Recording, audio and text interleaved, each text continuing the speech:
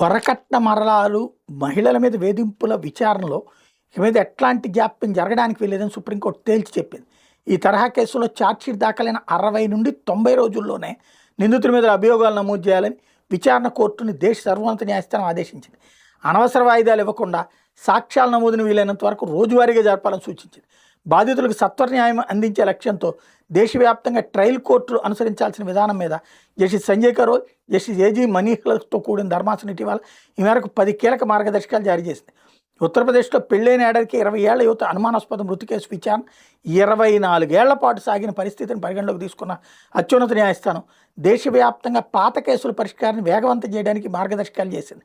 మార్గదర్శకాల అమలు నివేదికల పరిశీలన కోసం తదుపరి విచారణ అక్టోబర్ 15కి వాయిదా వేసింది. బాధితులకు అండగా నిలిచేందుకు 1 స్టాప్ సెంటర్లు, ఫ్యామిలీ కౌన్సిలింగ్ సెంటర్లు, మహిళా హెల్ప్ డెస్క్లు, హెల్ప్ లైన్లు, ఆన్లైన్ గ్రీవెన్స్ సిస్టమ్ని రాష్ట్రాలు, కేంద్రపాలిత ప్రాంతాలు మరింత బలోపేతం చేయాలని కూడా సుప్రీంకోర్టు స్పష్టం చేసింది.